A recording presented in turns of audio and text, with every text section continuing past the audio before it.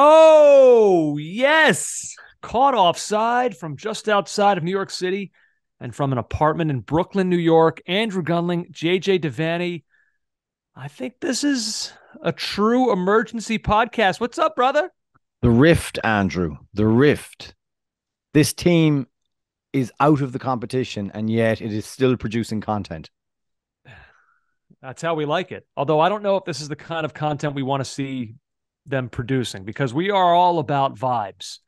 And this flies in the face of the vibes. That's right. We are here because of what went down Sunday evening um, with leaks of Greg Berhalter's comments at a leadership summit, um, then more leaks of who the player was that he was referring to, and then speculation ran wild in ways that we rarely see, even on USMNT Twitter.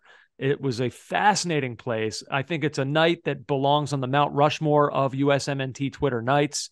It was fantastic. So I don't know, you and I, we were just texting back and forth so furiously. We are like, we should just do a pod. Like, I know we don't have one scheduled. We're going to be doing them after the semifinals of the World Cup, but why wait? Like, we clearly want to talk about this. So now let's just do it. We're And so gonna here we do are. we're gonna do something short and sharp and incisive, very much like Gio Reyna's Instagram post. Yes. Now, I should say before we even start, you can see JJ because this is a YouTube podcast. I am so proud that my alma mater, Syracuse, the Syracuse Orange, won the national championship tonight in men's college soccer. It's incredible. It's their first one. They beat Indiana, who's of course a powerhouse in men's soccer. They did it on penalty kicks. It was 2-2, thrilling game. They won 7-6 on penalties. Their whole run was filled with drama. So why shouldn't it have ended that way? And it certainly did. The one penalty that got it, I think before the winning penalty, was off the crossbar and in. It was just so cool. I saw shots from inside the Carrier Dome where they had a huge watch party. It was great to see a lot of people turned up for that and to celebrate it. So feeling really feeling proud, my friend. Feeling super proud of my college. Good for Congrats to you. Syracuse. And my abiding thought from the final penalty, the way it was smashed home with such conviction, was Yeah. old Coach Andy would have liked that. No Panenkas there. No, no, No awkward run up there. no, sir. Speaking Just of smash. awkward run-ups, actually, this doesn't work. But speaking of awkwardness generally, Yep. uh, an air of awkwardness has descended over the U.S. men's national team. So here we go. I'll try to guide us through this the best I can. And Okay. if I'm going too long with the stuff that you think everyone knows, you and I, we've known each other for many years. You can just be as rude to me as you feel is necessary. I won't be hurt. Okay. I will not So use this power judiciously or fair. I that's easy to believe. All right. So for those who don't know, Greg Berhalter spoke at the HOW Institute for Society's Summit on Moral Leadership in New York. Now, he thought this was off the record. We will talk about that, I'm sure, in detail. However, that Yes. message was clearly not properly relayed. CharterWorks, another organization that I'm not familiar with, published comments. Now, if you go to CharterWorks' website, JJ, you can actually see all, like, there's we've only come to know one portion of what Berhalter said because of the firestorm that it set off, but there's actually a lot of other things that he said. So they have a whole article of his comments. But now, above all that, is a new, in parentheses, italics section that says, editor's note, December 11th, 825. Berhalter's comments were at a gathering held under the Chatham House rule and were not meant to be public, but were erroneously greenlit for publication by someone representing the event organizers. Whoops. Now, I don't want to get too technical here, but let's. What does the Chatham House rule mean?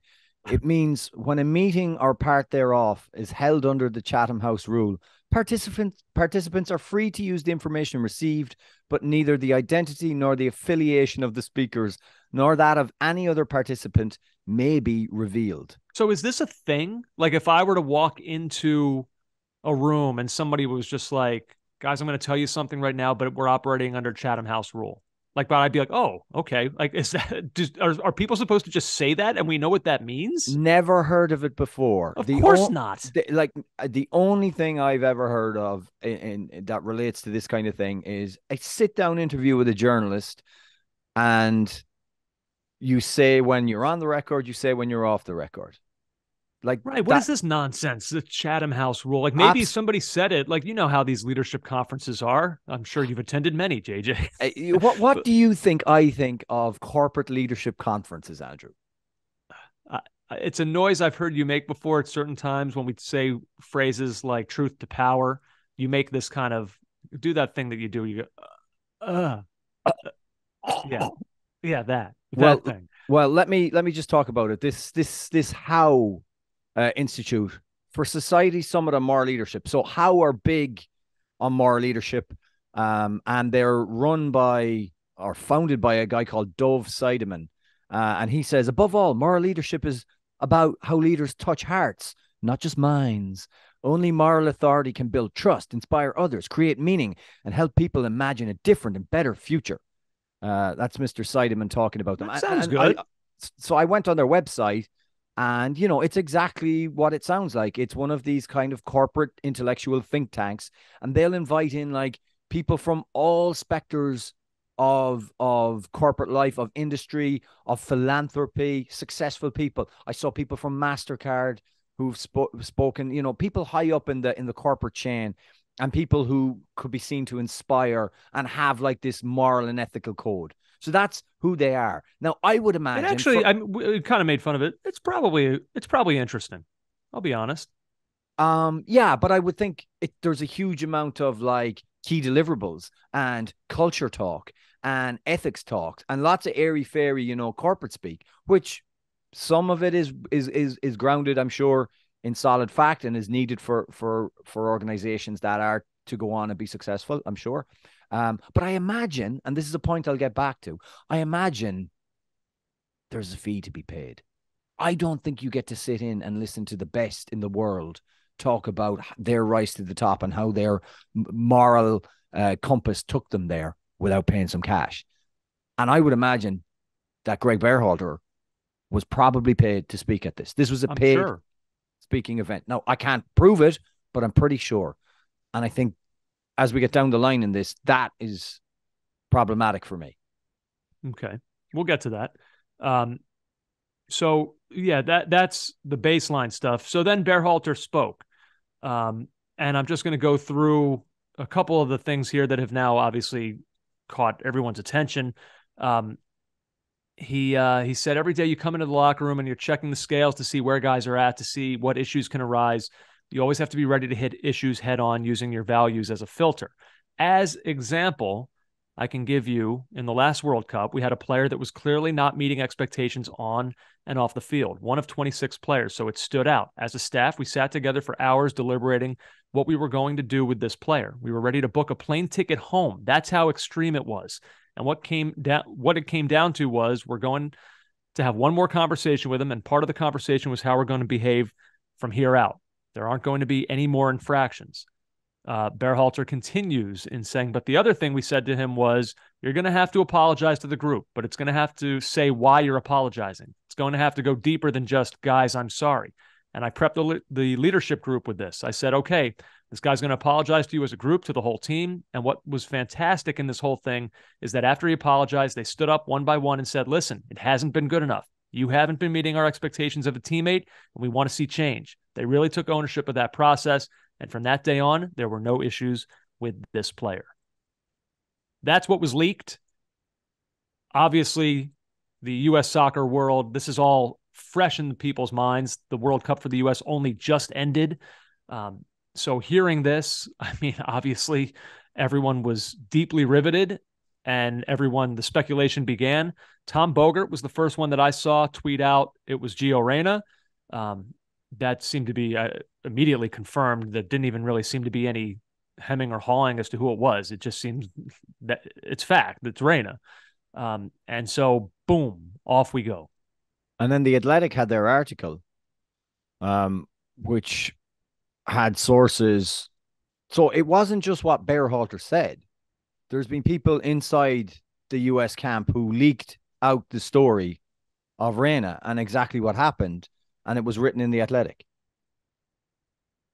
Yes, exactly. So And you then put those everywhere. two things together, and this is how we've ended up here, because a lot Now, personally, a lot of people are saying, well, in defense of Berhalter, well, it didn't matter what because Berhalter didn't name anybody. He didn't go into specifics. I'm like, I mean, once the Athletic had their sources and they could name Reina, that was it. And by the way, in some ways, I'm not going to say it's worse, but I don't excuse that. Mm-mm. Because let's say that it wasn't Reina that this happened to. We can all assume that it was, but now you've got Gio. If it wasn't him, well, now everyone who's assuming it was, now Gio Reyna is in the unfair position where he has to be the guy who wears this when it wasn't him. Or if we didn't know it was Reyna and it remained a secret, now everyone on the U.S. men's national team is essentially potentially the guy that they're talking about. So I don't know. There's no scenario where this doesn't come off bad for Berhalter, as far as I see it. I was astonished. And this is the thing, if culture and ethics is so important, you're barely home from the World Cup a wet weekend, and you're already going. And I understand the position. If he's going to be possibly paid, or he's going to show up at this event, he's got to tell stories about his moral leadership, right? Yeah. And that's a classic example there. But that breaks the sanctity of the locker room. And this isn't like Sir Alex Ferguson, after the fact, spilled in his books. This is while he's still manager of the US men's national team. I think it's like it's a breach of trust. I agree. I totally agree. And look, we'll get to the other side of this too. But I mean, if we're talking about Berhalter now, yeah, I thought the same thing. Like, there was part of me after I read about the interaction, about how this was handled. There were certain elements of this that I thought, okay, he did handle it well in the moment. Like, I like that the players were empowered to no problem. Yeah, like I think that was good. I do like. I think that, I don't know. There's certain parts of it that we'll get to that I don't fully understand, but it maybe makes more sense, as to why Reyna didn't play a little bit. That we talked JJ in the moment. We thought he was hurt after Berhalter came out and said that there was some tightness there, leading up to the Wales match. Maybe that was a euphemism. So, yeah, but like now that's the interesting thing now though is, okay, well, was he ever really hurt, or was Berhalter just covering for him? Was it almost like a on the down low suspension that he wasn't used for that match because of how poorly he was training and what his attitude was? So like I could understand if that was why he wasn't used. Even though it might have hurt the US, I kind of respect Berhalter a little bit for standing on his principles. Now there are confusing elements of this as well. And I guess with that, we should read Gio Reyna's statement. Well, that's the third kind of point to this. We have this all coming together: the Athletic piece, Berhalter statement, and then Gio Reyna's statement, which shed even more light for me and asked more questions.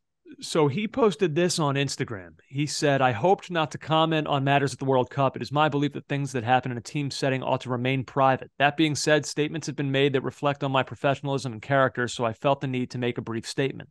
Just before the World Cup, Coach Berhalter told me that my role at the tournament would be very limited. I was devastated. I'm someone who plays with pride and passion. Soccer's my life, and I believe in my abilities. I fully expected and desperately wanted to contribute to the play of a talented group as we tried to make a statement at the World Cup. I'm also a very emotional person, and I fully acknowledge that I let my emotions get the best of me and affect my training and behavior for a few days after learning about my limited role. I apologized to my teammates and coach for this, and I was told I was forgiven. Thereafter, I shook off my disappointment and gave everything I had on and off the field. I'm disappointed that there is continuing coverage of this matter, as well as some highly fictionalized versions of events, and extremely surprised that anyone on the U.S. men's staff would contribute to it.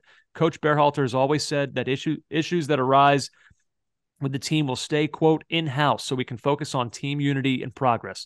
I love my team. I love representing my country, and I'm focusing now only on improving and growing as a soccer player and a person.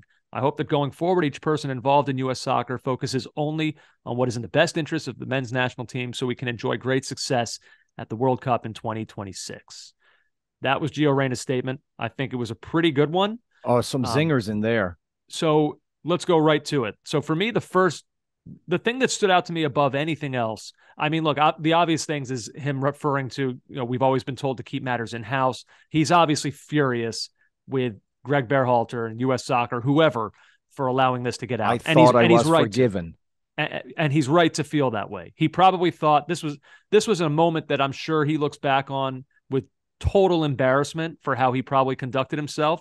I'm sure he's probably a little bit ashamed. It's probably, this World Cup was a bad chapter in the Gio Reyna story. He was probably ready for this to end and move on, go back to Dortmund. He scored the other day in a friendly. He's probably just ready for this to all be done with. And for it to get dragged back up by, guess who? The coach of all people. I'm sure he was sickened by it and absolutely beside himself with rage. So that's the first part.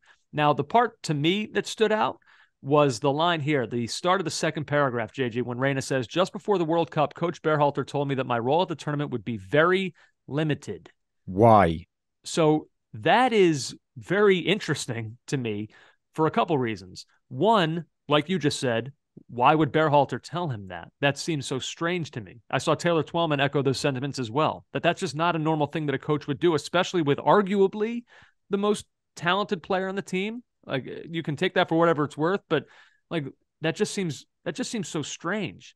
I can't imagine a coach going out of his way to put a player in that mindset that you're going to have a very limited role. So my response to that would either be, that's a huge error by Berhalter, or it would be very limited is also very subjective. Now, does very limited mean Greg Berhalter told Gio Reyna he will not be a part of the starting 11? Does it mean he told Gio Reyna, you're not going to play in entire games? There's a chance you will not be used. The situation has to be right for us to use you. Does very limited does it mean you've dealt with a lot of injuries over the last year? So we feel like we need to be careful. You're a weapon for us that we want to use, but we don't know we have to wait for the right moments because we're worried about your fitness as well. I don't know. We may never know. I think we have to take very limited as exactly what it means. Possibly introductions off the bench, 15 minutes here, 10 minutes there. That's what we have to look at it as. And I mean, why say it? What is the need to put him on the back foot immediately? Like, I don't understand that. Like, what is the reason to alienate or upset the player beforehand? And does Berhalter go around to everybody and tell them how limited or unlimited their usage will be? I've never heard of that before. I don't understand it. It might have needed to be a separate conversation with Reyna because we all, coach included, we all know how great he is. Like, there are certain players on the team that were on the team, but probably knew that their role was, they probably had a good idea of what their role was going to be coming into the tournament.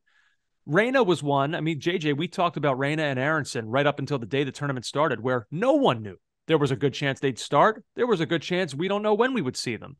And that bore itself out. So I could understand why there would be certain players where Berhalter felt the need to pull aside and have a specific conversation to, again, I disagree. Like, if this is what he did, if he said to him, you're going to be very limited, I disagree with that. Yeah. Reyna's a great player. I don't understand that. But in terms of like the man management, I kind of do like the idea of him identifying the players that he'd want them to know how things are going to go, so there's not any surprises.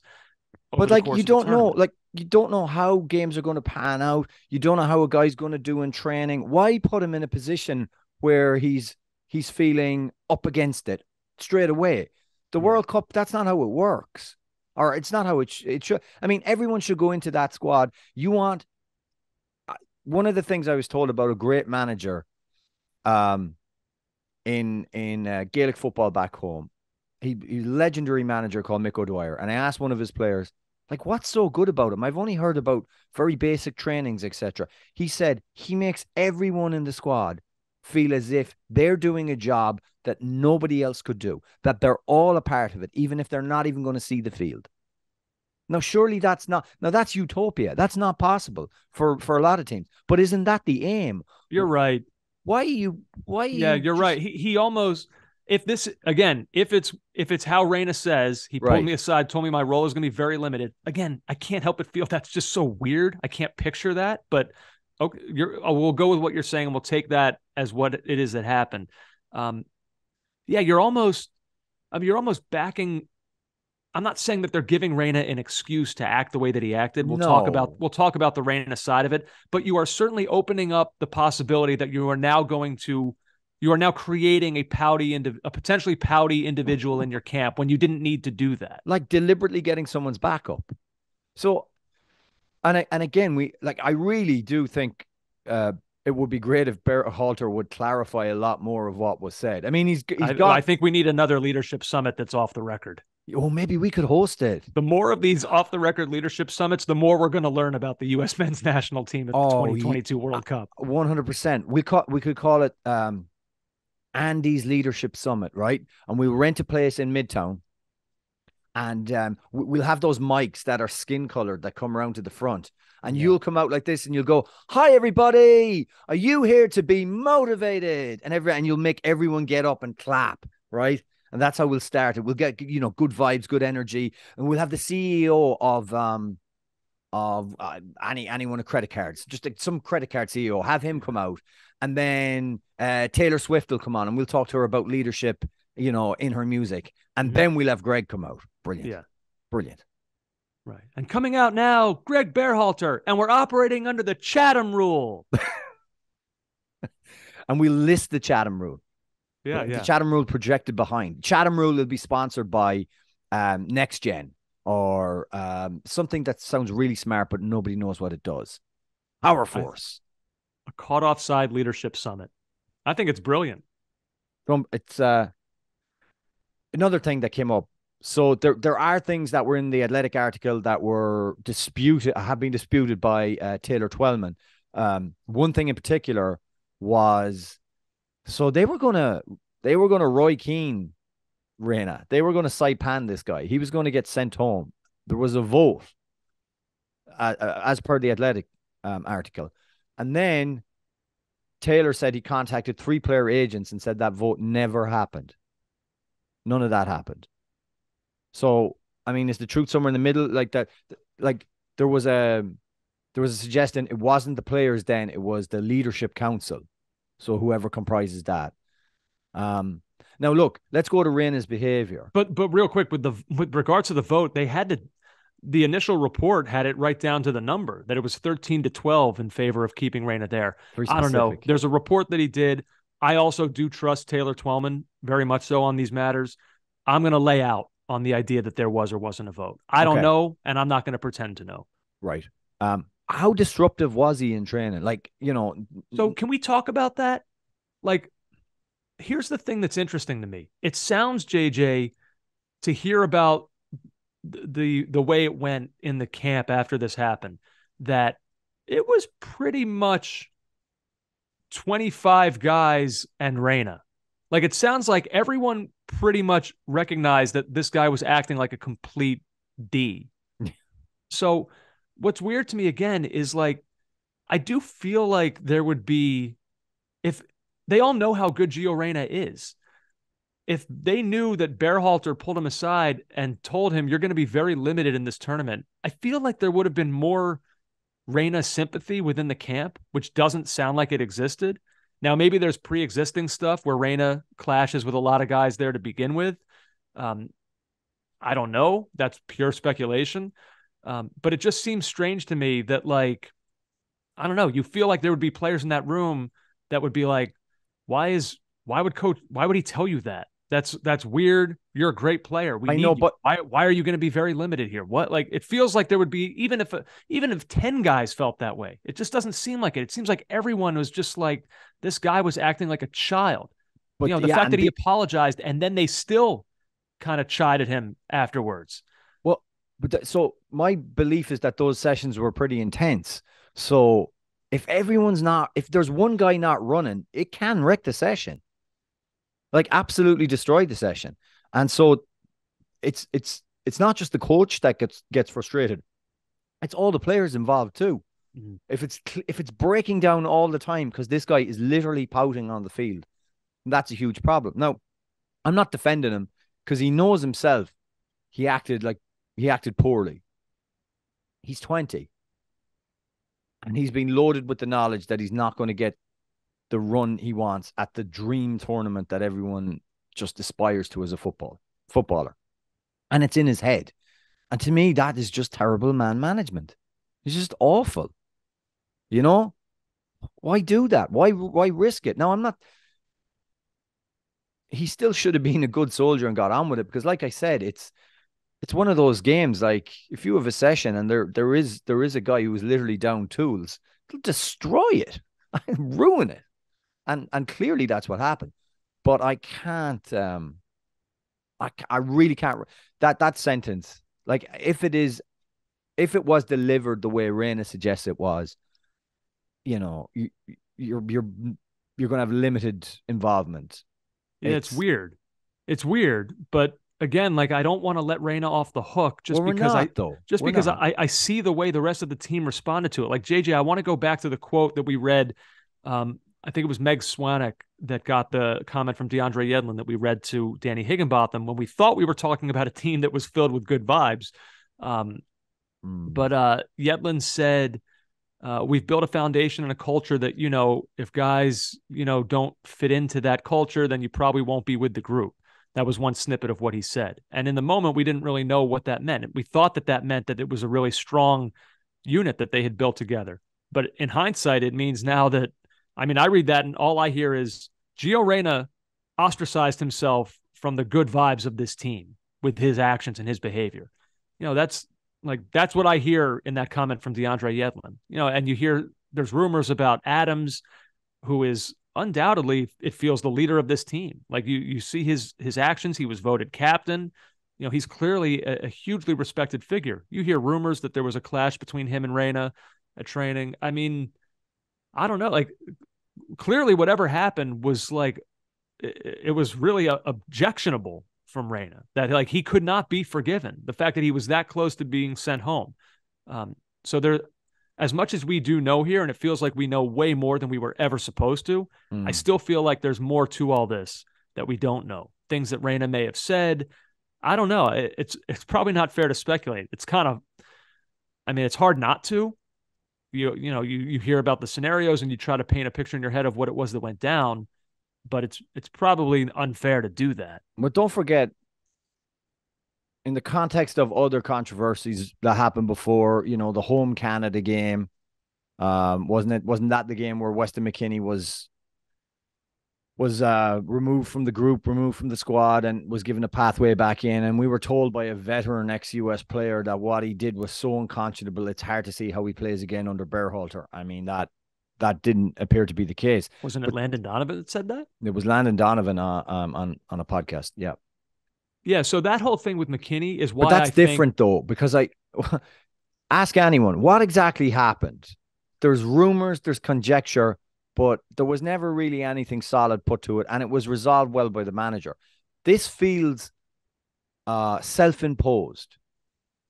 Like the discipline part functioned correctly. It's the bringing it up again part. Yeah. That's the problem. Now, the parallels with Saipan and Roy Keane are interesting. When Roy Keane said he wanted to go home, he was talked out of it, and the matter was said to be put to bed. But then he did an article with Tom Humphreys, the journalist, and that's what enraged Mick McCarthy. He confronts Keane, and then Keane goes home. And in this, it feels like there was a full stop put on it. It was dealt with in-house. But the manager now has just kind of stoked the fires again.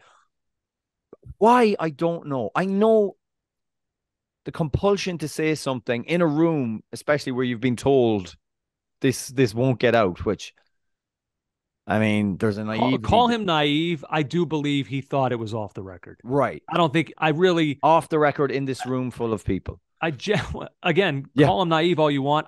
There are people out there that think this was a calculated move by Berhalter, that he wanted this out there. I don't think that's true. Why? Why? Maybe as a way, I don't think it's true. So I don't know why. My speculation would be, for the people who do think it's true, that maybe Berhalter in his head thinks that this makes him look good. That, here's all you people out there that want to know why Gio Reyna wasn't getting minutes. Here's why. The entire team was against him because he had caused a problem in that room. And so this was interesting. Maybe that's why. Maybe he thought that the way he dealt with it, using the leadership council to deal with it, empowering his players. Maybe he thought this in some way reflected positively on his leadership. I mean, there are reasons, but again, I don't. There are, to me, the idea of Berhalter letting this get out there trumps all, whatever the good reasons that he would have thought there are. Him revealing this trumps all of them. So I think he naively thought that this was off the record. He's very aware of the Chatham House rules, JJ, and he thought they were going to be respected. So Reina does mention self-serving and how these things were self-serving. So whether he means Berhalter or whoever leaked from within the squad,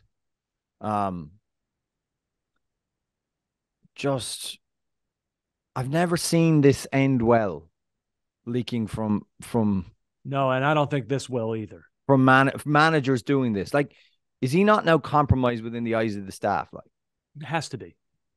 I think so. I'm sure there are other players in that. Tyler Adams is probably furious. There's guys in that room that probably, that I'm sure do like. It sounds like most of the players like Greg Berhalter. That's the sense that I get. I wonder how they feel about him right now. They probably feel like there was a breach of trust, that this got out and he was the one to let it out. Yeah. Now look, that would be tough to get back from. Yeah, a 20-year-old having a strop, being upset, particularly a professional footballer, it's not even a rare thing. It's a common thing.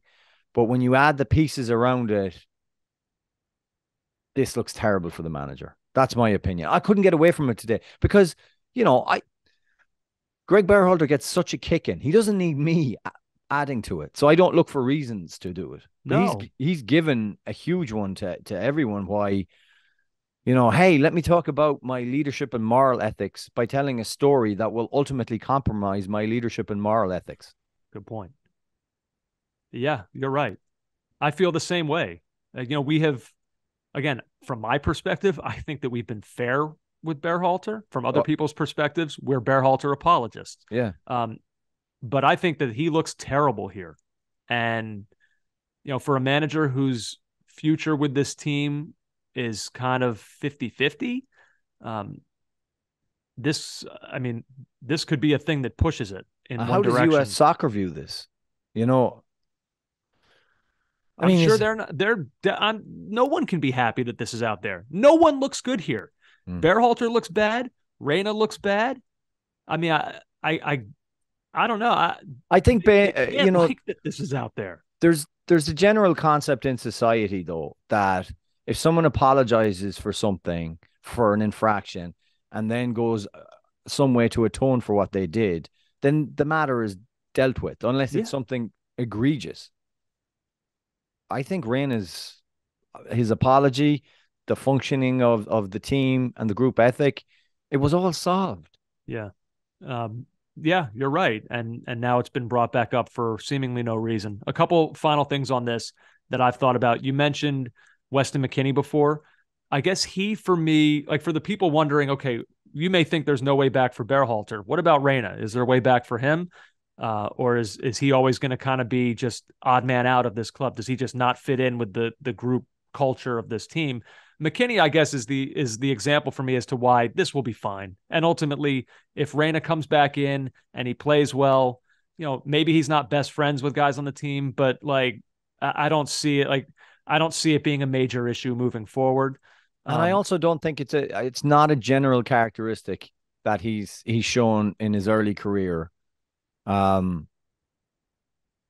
be an upstart, to be someone who causes trouble. We don't know that. Where have we heard it though? Have we heard I don't think he'd last very long at Borussia Dortmund if that was the case. Also, just in terms of protection, this is a kid whose early career has been pockmarked and set back in some ways by lots and lots of injuries. Wouldn't the manager want to be even more protective of him, of his mental state, rather than wind him up right before camp? Unless this is some weird motivational tool, like tell him he's not playing and see if he reacts the right way. I highly doubt that. If that was the case, it failed miserably. Yeah, I wouldn't think that was that was the strategy. Look, I think Gio Reyna probably has some growing up to do, He's which 20. He's got yeah, lots. yeah, and that is true. But for what it's worth, there's a lot of young guys in that room. We're only hearing this about one of them. Again, it's not that unusual. This happens on lots of teams, I'm sure, and we never find out about it, but we found out about it here. The other thing that I was thinking about as all this was unfolding, JJ, I was trying to go put myself in the mind of Eric Winalda, who was the one who initially revealed that there was an issue. I've got to calm down Claudio. Berhalter asked Reyna to lie for him, and then what was it? 24 hours later, With Keith Winaldo walked Costigan. back all of it. I wonder what happened in the midst of those 24 hours. If someone else reached out to him and said, Eric, you don't understand what the hell is going on here. All right. This guy has disrupted camp. He's out of control. The players had to speak to him. He had to apologize to the group for his behavior. Yeah. Like, no. Take it back. Find a way to fix this because Berhalter is actually doing the right things right now. You don't understand what you're saying. I'd like to know what was said to Winalda in that middle time. Also, as we treat this with the serious tones, there's also kind of funny parts to it. In my brain, I'm brought back to when I coached a U15, a U16 team in New Jersey, and I'd be setting up a session, and I'd be guaranteed there was one guy who would be running around with like a cone on his head, hanging out of the crossbar, making fart noises. So I'm just thinking like the worst behavior of Reyna, like he put his penny over his head and started running around claiming he was the Lizard Queen, or that's probably it. He started throwing cones at Aaron Long, just daft stuff, because that's where my mind. He was Tom Green. Tom Green, yeah, acting a complete fool. Yeah, that kind of thing out there. And then the other thing that I thought of with this was that it's another one of those situations, JJ, where if something seems weird, then it probably is. Like we didn't really know what was going on, but like I keep thinking about when we went back, to the post Wales match podcast and Reyna didn't play, and that was the biggest story. And in the moment, I was thinking about Berhalter saying that there was some tightness with Reyna during the week. People were saying this is nonsense. He should be playing.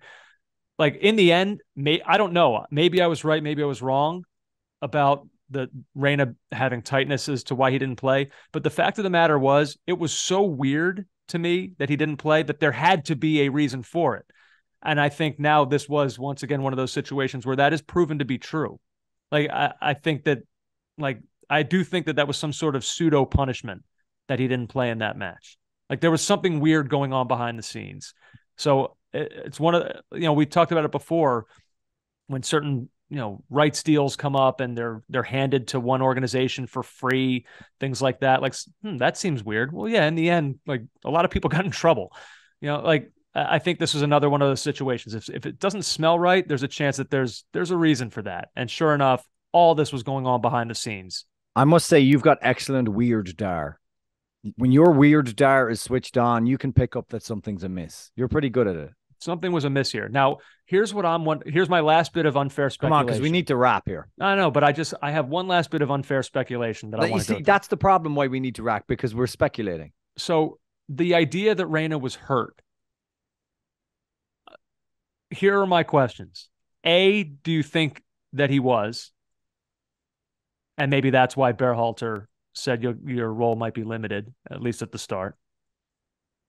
And Reyna just didn't want to hear that. Maybe he thought, no, I'm good. All right, don't think too hard because I have more options. The next option is, do you think it's possible that Reyna, in sort of an act of petulance, he's not running in training, maybe he then says to Berhalter, Berhalter calls him out on it.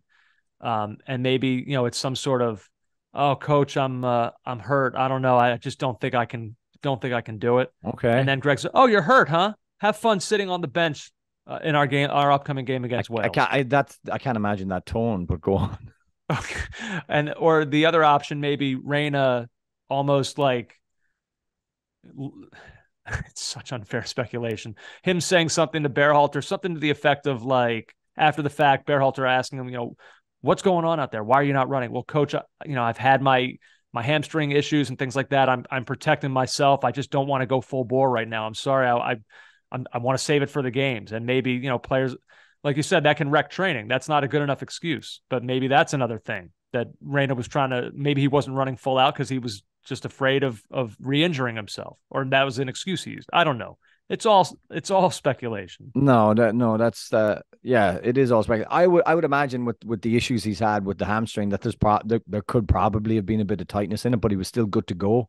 I mean, footballers in the middle of the season often play through little things, and no, I tend to believe that there was this issue, and I still can't fathom the Greg comment to him going into the tournament. Why say that? And he's not just some guy. He's not a guy who's never gonna, like, who almost doesn't need to be told he's not playing. He's not Sean Johnson. It's right. Yeah, no, you're right. So we've agreed that there's a way back here for Reyna. He's a good enough player. He's young enough. There's obviously a way. There's a way back for him. There's always a way back, but this. What about for the manager? Yeah, there is a way back for the manager as well, but I think it will give US Soccer pause for thought. It should. It'll be harder for him than it will be for Reyna, I think, to find his way back from this. I think so. And hey, one of the big things for Greg Berhalter was his ability to deal with this young squad. Well, this is one of the youngest players and one of the most talented, and it doesn't look good. So, I mean, the how leadership should have been, how did you end up in this situation, Greg? How are you telling us this right now? That's the how. Final two things for me, JJ, and then we'll get out. One thing with regards to Reyna's statement that I did find really funny from John Muller on Twitter. Yeah. I thought this was great. He wrote, if you ever feel bad at your job, remember that somebody at a PR firm gets paid to think that 20-year-olds on Instagram say stuff like, quote, thereafter I shook off my disappointment. He's so right. Who wrote this? Yeah, no one says that, except if you're writing an essay in English literature. Moreover. Right. Hence my actions. Yeah. Thus. And then the last bit, JJ, which is totally unrelated. Berhalter, the stuff that he said about Reyna, that grabbed all the headlines, but lost in it was some other really interesting things. I read through all of it. Can we talk about this other item that he revealed where he said the following? Before the World Cup, I flew to Italy to have lunch with Weston in Turin and flew home that night to Chicago. The gesture of being there for 4 hours at lunch with him from the United States went a long way. Oh, now he flew from Chicago to Turin and back for lunch. What is the budget for U.S. soccer? This is the problem. Well, no, it's people like him that are melting the ice caps and putting us in peril just so you can have pasta with Weston McKennie, who probably doesn't even want the pasta. He probably ordered a cheeseburger. Right. What was it that Weston eats pizza with ranch dressing? Isn't that his whole thing? Maybe that's what they had. I saw that. I was like, we got to talk about this. This is more interesting than the Reyna stuff. Berhalter flew to Italy for lunch. Maybe it's one of those. Maybe it's one of those where he was in the room and he could see all these rich executives and he kind of felt intimidated and he goes, what's the most baller thing I can tell these people? I think that's it. I think you're right. Maybe just it's to keep all up appearances. It go on. Give me some other gold. No, that was the big one. Was it really? Yeah.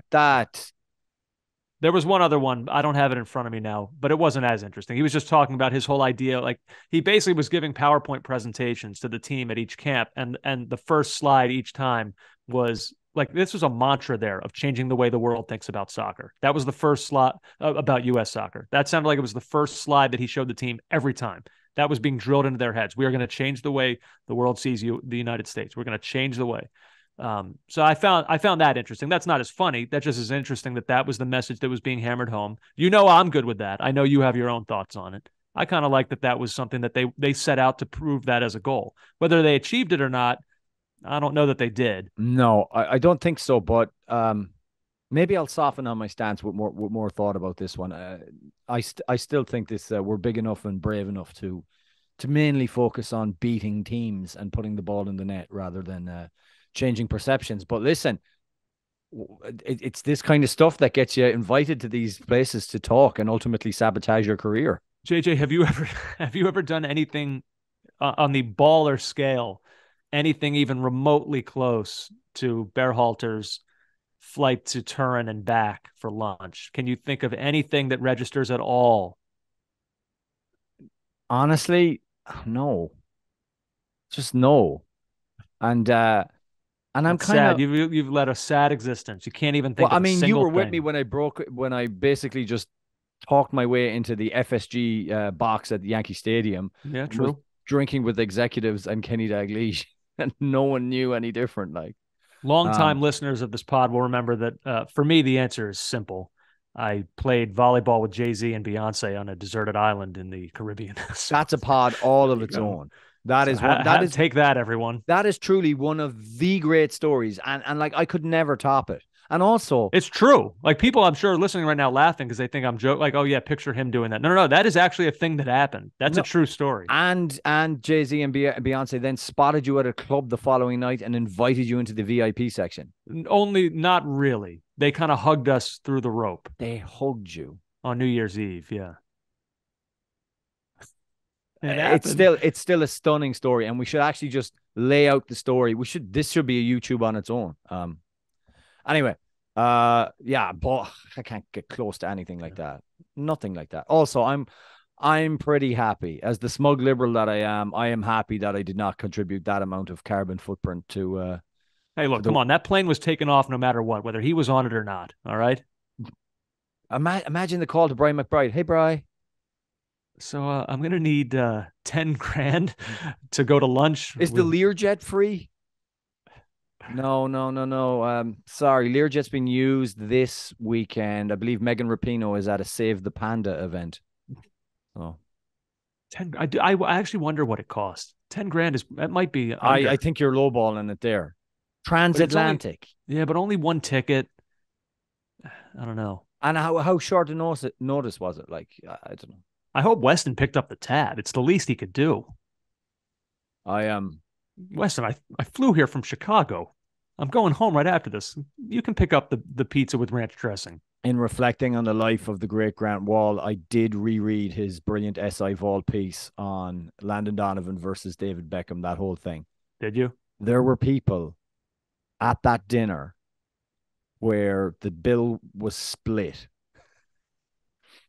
who earned 12,500 a year. That's so. It's I. That story is so unacceptable. It's And terrible that and that could happen. and they nicknamed Beckham Alligator Arms after that. Yeah, I could see that. He I was could on see that. 6.4 million a year at the time. Yeah. Oh And that man. was, I mean, his net worth was like half a billion. Oh yeah. He owns Unbelievable. a team now. He's the owner. I mean, come Yeah. on. That's absurd. I can't believe he allowed that to happen. He It's wasn't it embarrassed. Like, does he have any self-awareness? Anyway, we're veering way off we course. are. Let's get out of here. Yeah, this was a true stream of consciousness podcast where we just had lots of random thoughts on these wild events that have transpired. Ultimately, if we're going to give the people a final takeaway from this, it is Gio Reyna, bad. I'm disappointed. Greg Berhalter, bad. I'm disappointed. Gio Reyna, I think there's a way back. There is a way back. He will be a productive, extremely productive member of this team. He's 20 years old. At the next World Cup, he could be a superstar. I'm not worried about this. Greg Berhalter, I don't know that there's a way back. I don't know that there's a way back. If I were betting money right now on whether or not he'll be the manager of the U.S. a year from now, I'm saying I don't believe that he will be. Some of that might be his own decision. I mean, I don't think they need to rush into anything here. Bill Connolly has a great piece up at ESPNFC.com right now where he lays out the pros. It's fair. He lays out the good things about Berhalter, the bad things about Berhalter, and why the U.S. should take their time in coming up with a determination on what to do. I recommend it. You should go check it out. But I don't know. I think that this could be an end for him. We'll see. Well, on a happier note, congratulations to Syracuse, Thank and you.